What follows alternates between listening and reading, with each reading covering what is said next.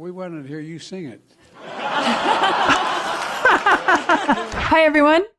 Another first listen for me today, a new artist for me. But before reading what I have to read about this particular piece of music, I'd like to introduce you to Aura, the sponsor of this video, which deals with something that I know all of you watching me are or should be interested in: cyber security. Vlad and I have been seriously discussing this over the past few months, especially after talking about these issues with other older than me on YouTube creators and hearing their stories and experiences with data breaches. And during my research on the topic, I was astonished to discover that a company like Dell suffered a breach that exposed 3.9 million customer records, including sensitive personal information. Another big one was Ticketmaster, which experienced a massive breach compromising over 560 million customer records. That's such a big number. And just a few months ago, National Public Data announced that they had suffered a major breach, potentially impacting every American. The incident compromised over 2.9 billion records used for background checks, including critical personal information such as full names, addresses, dates of birth, phone numbers, and most importantly, social security numbers. One of the worst parts of that theft? We now know that members of the hacker group have released this sensitive information online for free. Just imagining myself as one of these victims gives me the chills. Anyway, after allowing so much time to pass, Vlad and I have finally decided to do something about it, and after doing a bit of research, we decided to go with Aura. Why then? Aura monitors your personal data, including your social security number, across billions of data points like the dark web and public court records to alert you about potential identity theft. And in the unlikely case of something going wrong, they provide up to $5 million in identity theft insurance. Plus, Aura offers a variety of other features to keep you safe online, including real-time alerts for data breaches, a VPN for secure browsing, data broker opt-out to stop companies from selling your personal information, a password manager to help you create and store strong passwords, and more. Look, just a few days ago, I was reading in the news that Niall McNamee's phone was stolen straight out of his hand while in the subway. And guess what? They didn't do like in the old days, merely reselling the device. No, they got into it somehow, and his bank accounts were drained by about £21,000, including a £7,000 loan taken out in his name. The guy was baffled. Everything was protected on his phone, not only with passwords, but with Face ID as well. That is scary. I feel like this is the new Wild West, where the law doesn't have a strong presence, where survival depends on your own savvy and cunning, and where there's a very real likelihood that there's someone stronger and with a quicker trigger finger waiting around the corner, and he has his eye on me. As I said, we finally decided to do something serious about our cybersecurity for obvious reasons. And if you take a look at Aura's website, you will see that we have a good reason for choosing them. I have a link here, and I strongly encourage you, use it. You will get 2 weeks for free to try it out. You will benefit, and you will also help me by using that specific link. And 2 weeks will be enough time for Aura to find out if any of your personal data has been exposed. So, hi everyone! Today, my first listen is going to be Don McLean with the song American Pie. American Pie. You know, the expression as American as apple pie. Well, it doesn't say apple pie, but somehow when I hear American Pie, I think apple pie, just because of that expression. Even though this is my first time listening to anything by Don McLean, I have a little sneaking suspicion that even though this is called American Pie, it's probably about a little bit more than just apple pie. Anyway, we'll find out in a few minutes. First, I have to read the little text, which gives me a little background. Then we'll listen. Donald McLean III is an American singer-songwriter and guitarist, known to fans as the American Troubadour or King of the Trail. He is best known for his 1971 hit American Pie, an 8.5-minute folk rock song that has been referred to as a cultural touchstone. So this is not one of those short listens for the radio, 8.5 minutes. In 2004, McLean was inducted into the Songwriters Hall of Fame. American Pie was listed as the number 5 song on the RIAA project Songs of the Century. The song also held the record for almost 50 years for being the longest song to reach number 1 before Taylor Swift's All Too Well 10-minute version broke the record in 2021. Really? Okay. The repeated phrase, "the day the music died," refers to a plane crash in 1959 that killed early rock and roll stars Buddy Holly, the Big Bopper, and Ritchie Valens, ending the era of early rock and roll. I guess I've heard a few of you discuss that event on the channel. Maybe this would be a good time for me to, after I listen to the song, go and dig into that a bit more and really understand the impact and significance, because the day the music died, and if that is identified as being the end of the era of early rock and roll, that was pretty devastating. The theme of the song goes beyond mourning McLean's childhood music heroes, reflecting the deep cultural changes and profound disillusion and loss of innocence of his generation, the early rock and roll generation, that took place between the 1959 plane crash and either late 1969 or late 1970. The meaning of the other lyrics, which cryptically allude to many of the jarring events and social changes experienced during that period, has been debated for decades. Okay, that's good for me to keep in mind. I won't try to decode it too precisely. McLean repeatedly declined to explain the symbolism behind the many characters and events mentioned. He eventually released his songwriting notes to accompany the original manuscript when it was sold in 2015, explaining many of these. Oh, that would be an interesting... I'm always fascinated, and when there's any question of some factual or other significant information, I always like to go back to what we in academia refer to as primary sources. Well, that's a primary source that would be fun to explore. McLean further elaborated on the lyrical meaning in a 2022 documentary celebrating the song's 50th anniversary, in which he stated the song was driven by Impressionism and debunked some of the more widely speculated symbols. In 2017, McLean's original recording was selected for preservation in the National Recording Registry by the Library of Congress as being culturally, historically, or aesthetically significant. Another one of those special songs that gets the treatment of being added to that list. All right, it's time for me to listen. A long, long time ago, I can still remember how that music used to make me smile. And I knew if I had my chance that I could make those people dance, and maybe they'd be happy for a while. But February made me shiver with every paper I'd deliver. Bad news on the doorstep, I couldn't take one more step. I can't remember if I cried when I read about his widowed bride, but something touched me deep inside the day the music died.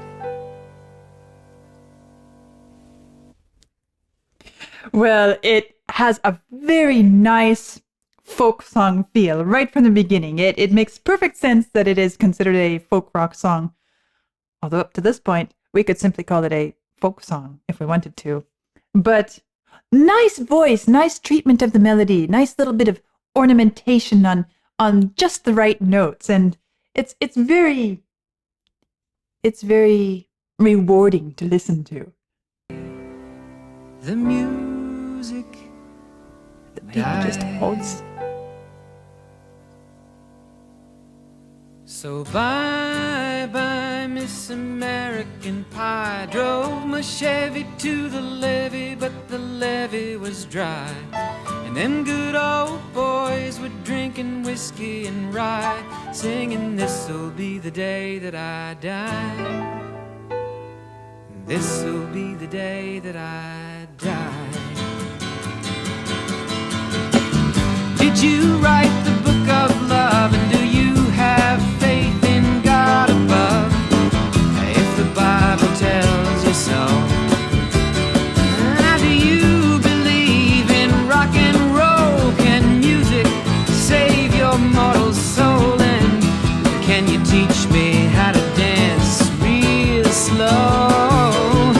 Well, I know that you're in love with him, 'cause that really got moving, and it feels so good. It's so well balanced. I didn't really expect it, but I got this funny little idea just as I was listening to that last line, because it chugs along and it moves along so rapidly there. The tempo picks up and we just feel the momentum. Did you write the book of love, and do you have faith in God above, if the Bible tells you so? Now, do you believe in rock and roll? Can music save your mortal soul? And can you teach me how to dance real slow? And just as we got to real slow, because the way he's singing, the way the music is being presented, it really is a great example of a piece of music that doesn't really paint the lyrics, as I talk about some music doing. It's more a vehicle to carry the lyrics, but it does so well that I find myself really paying attention to what is being sung. And so each of these questions was very distinctly noticed by me as it was passing by. And so we get to, can you teach me to dance real slow? And I almost felt like that's a moment when the music should suddenly slow down and transition into a slow dance. Well, of course, it's not really stylistically appropriate for the song, but that would be a fun thing to do, maybe on a cover. Can you teach me how to dance real slow? Well, I know that you're in love with him, 'cause I saw you dancing in the gym. You both kicked off your shoes. Man, I dig those rhythm and blues. I was a lonely teenage bronc and buck with a pink carnation and a pickup truck, but I knew I was out of luck the day the music died. I started singing bye bye Miss American Pie. Drove my Chevy to the levee, but the levee was dry. Them good old boys were drinking whiskey and rye and singing, this'll be the day that I die. This'll be the day that I die. Now for 10 years we've been on our own, and moss grows fat on a rolling stone, but that's not how it used to be. When the jester sang for the king and queen in a coat he borrowed from James Dean, and a voice that came from you and me. Oh, and while the king was looking down, the jester stole his thorny crown. The courtroom was adjourned. No verdict was returned. And why? Okay, I can understand what the temptation to try to decode the lyrics, because they are so captivating. They really, as I said, the music sends us towards the lyrics. The music is great as well. You could enjoy this kind of with any lyrics on it. As I said, it's good for driving along and just having a grand old time. But there are lines that jump out at me. Speaking of changing of pace, back here, I started singing Bye Bye Miss American Pie. I drove my Chevy to the levee, but the levee was dry. And then singing This'll Be the Day That I Die was a really nice shift in feel and shall I say space? It took on a different handling of the musical space. So it's tempting to kind of read something into the lyrics, and probably he is referencing some of these big names, big events, significant icons, and elements of American culture. After all, this is about American Pie, right?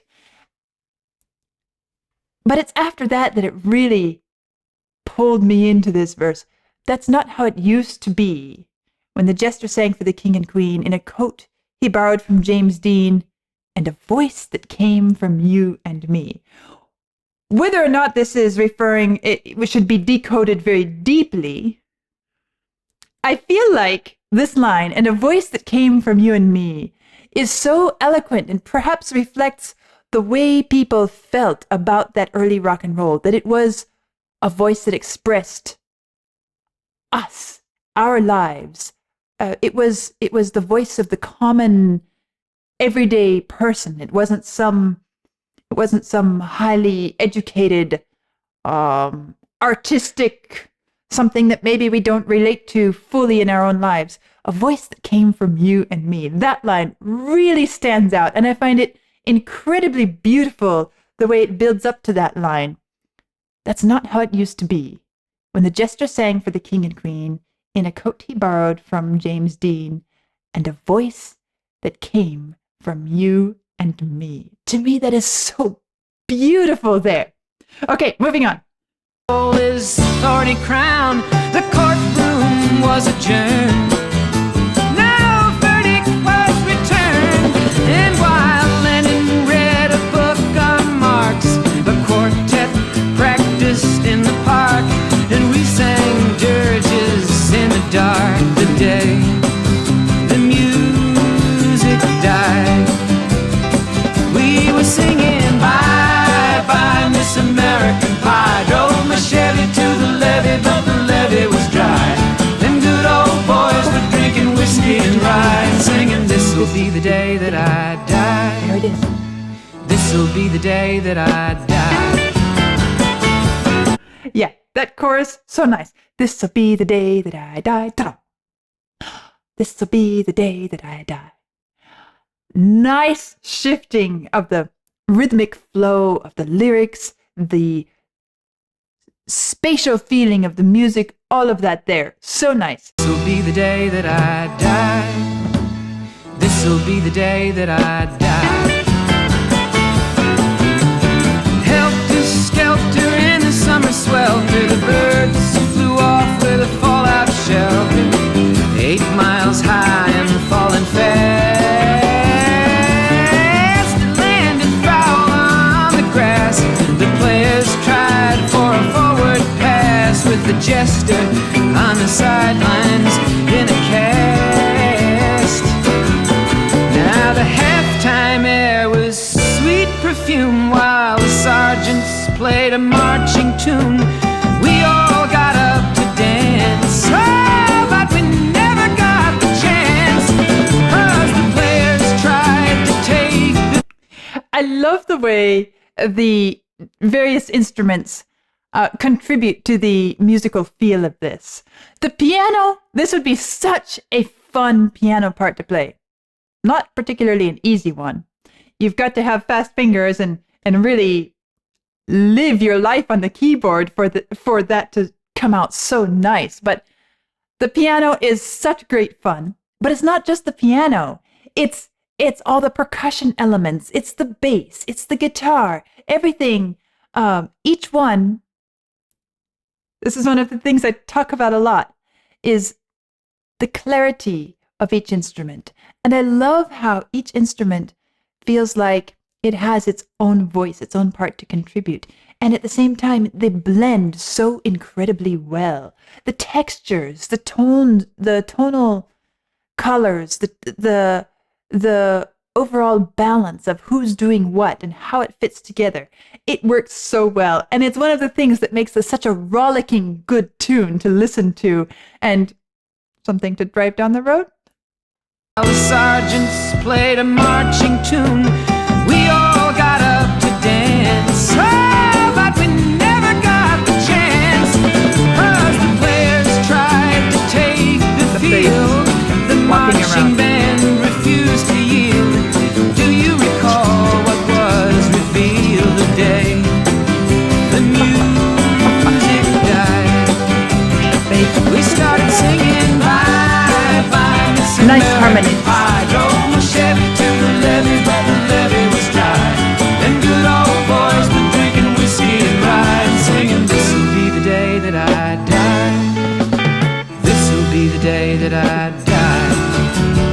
Off we go again. Oh, and there we were all in one place, a generation lost in space, with no time left to start again. So come on, Jack, be nimble, Jack, be quick. Jack Flash sat on a candlestick, 'cause fire is the devil's only friend. Oh, and as I watched him on the stage, my hands were clenched in fists of rage. No angel born in hell could break that Satan spell. And that's the nice flames climbed high into the night to light the sacrificial rite. I saw Satan laughing with delight the day the music died. Okay, another thing I'm noticing in this, and it's really kind of playfully done, maybe we could say ingenious, the blending of religious imagery with other non-religious, and even this whole idea of rock and roll, blending the rock and roll legends and tradition, and we could even say lifestyle, and the iconic elements of at least the early rock and roll, because we know that rock and roll has had this long history of not always being approved by the traditionalists when it comes to religion. And so I find this so nice, the way he handles these different symbols and topics. As the flames climbed high into the night to light the sacrificial rite, I saw Satan laughing with delight the day the music died. In other words, this is not as maybe some, stage sober parent of the time would say, oh, this is the devil's music, whatever you want to say about it. Instead, this is the perspective that this was a tragedy that even moves towards the edge of a satanically devilish invasion into something that is good, that is healthy, that is beautiful, that is we could say divinely inspired. And he's applying those ideas to rock and roll without ever actually coming out and saying it. But it feels so incredibly wholesome, the way he handles all of this, and the warmth and the expression of how this music gave a feeling of hope and stability to so many as it was growing and developing during that time. And so I love the way this is being handled in this song. Official right, I saw Satan laughing with delight the day the music died.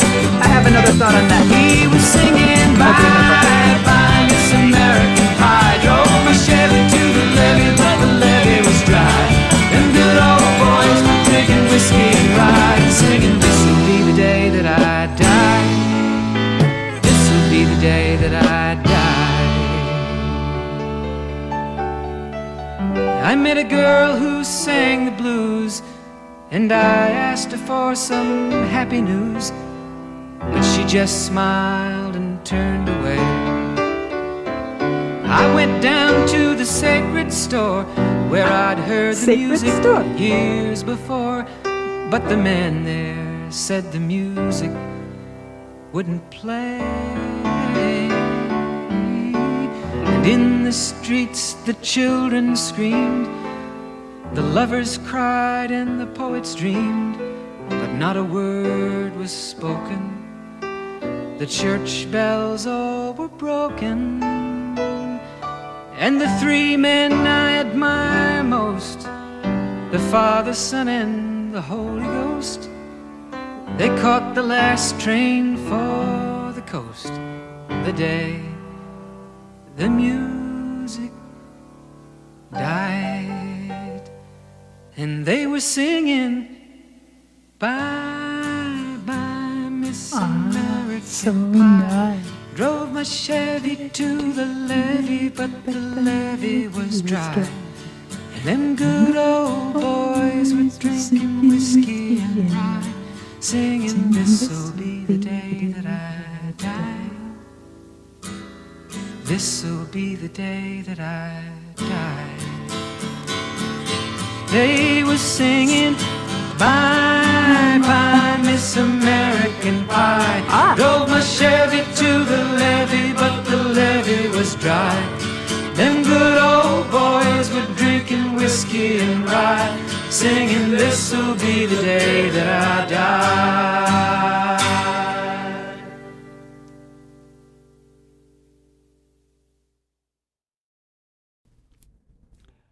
What an amazing piece of music. It is so beautifully put together, so much detail, in spite of the fact, I shouldn't even say in spite of the fact, within the context of a simple folk style melody and construct. We have verses, we have the kind of repetition and nothing really breaking out of the folk song style. And yet the pacing, the mix, the instrumentation, the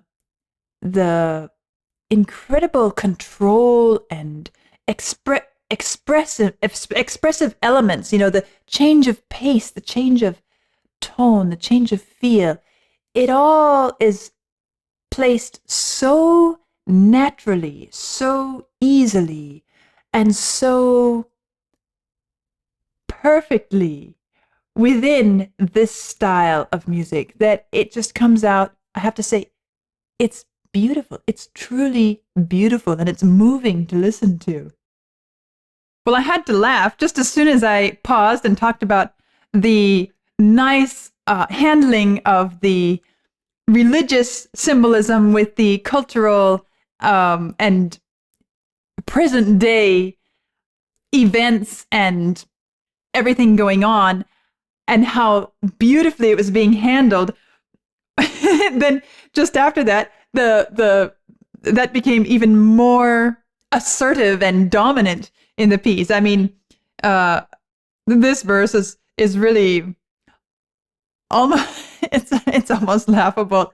The three men I admire most: the Father, Son, and the Holy Ghost. That was such a good one, and I can just see all the conservatives and religious straitjackets turning in their graves and panicking about what their children are listening to. An absolutely beautiful and moving piece of music in this style, and one that I enjoyed listening to. I guess I'll be listening to it in the future as well, because it has such a it's funny. It's, even though it's a lament about some tragic events and the sort of disillusionment that was happening in his generation, at the same time it has such a hopeful and uplifting musical feel to it that it's the sort of piece of music you might turn on when you just need a little boost, maybe not too garish, maybe not too outside of your current emotional state or state of mind, but something that somehow nudges you towards the positive. And I can see this working incredibly well that way. Well, in closing, I said I had one more comment, one more thought that came to mind on this line. I saw Satan laughing with delight the day the music died. And as the music went on, it became even stronger. That is such a powerful line. Because when we stop and ask ourselves, any genre of music, any style of music, music is crucial to a healthy human experience. And when something happens to suppress or diminish the musical output, the musical expression of a culture, of a generation, of an individual, of a nation, whenever that happens, it's hurtful. It's hurtful on a very deep level. And so this idea, Satan laughing with delight the day the music died, that is something which carries so many very true, very powerful, it's potent, and it is right on target. And regardless what kind of music you relate to, keep the music alive and don't let it die, because the day the music dies within you, within your community, within your world, anywhere, is a day in which the evil wins. And I can't help but referring to, cross-referencing to The Doors and Jim Morrison and When the Music's Over, and the line, when the music's over, turn out the lights. The whole idea that the world goes dark when the music stops, when there is no music. And, well, I think that one came first. This one was in 1971. So, but kind of close proximity, actually. And I have no idea if Don McLean was inspired by The Doors or not, but still, it's a different expression of the same truth, and that is that music is one of the things that is crucial to life, and I stand by that. So, American Pie, what a fitting name, and it gathers so much under that umbrella, or shall I say, in that dish. And it's one that I will be returning to time and time again, because it is truly beautiful and well worth the time spent with it. Well, that's my first time listening to Don McLean. I feel like I should return to him in the future. I'm sure you'll see something of that sort at some point in the future here on this channel, and I'll see you soon.